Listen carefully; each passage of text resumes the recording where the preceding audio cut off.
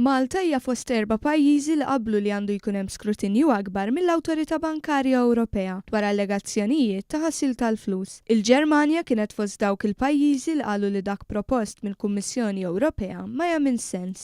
Il-proposta tal-Kummissjoni Ewropea biex l-Awtorità Bankarja Ewropea tuħur warawlini fi kwistjonijiet internazzjonali marbutin mal-ġlieda kontra l-ħasil tal-flus hija soġġetta għal dubju wara li l-Ġermanja għajmet dubju dwar kemm din il-proposta tagħmel sens.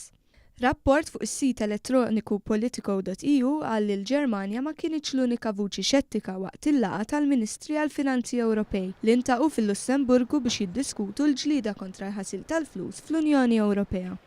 Ingħad li l-Estonja, il-Finlandja, l-Latvja, l-Lussemburgu, l-Olanda u l-Ġermanja qalu li hemm bżonn ta' aktar analiżi qabel ma l-Awtorità Bankarja Ewropea tingħata aktar poteri fil-ġlieda kontra l-ħasil tal-flus. Din ir-reazzjoni ħażdet lill-Kummissarju Ewropea għall-Ġustizzja Vera Jourova li ppreżentat il-pjan tal-Kummissjoni Ewropea lill-Ministri għall-Finanzi Ewropej dwar l-EBA u sejħet għall-urġenza. Hija qalet li dan il-pjan jassigura skrutinju akbar tal-awtoritajiet nazzjonali li jinvestigaw każijiet ta' ħasil tal-flus. Min-naħa l-oħra ingħad li Franza, Danimarka, Malta u Spanja qablu kollha mal-proposta tal-Kummissjoni. Dan billi fost oħrajn tissaħħaħ l-Awtorità Bankarja biex tkun tista' żomm għajnejha fuq awtoritajiet lokali u tara li qed jagħmlu xogħolhom kif meħtieġ.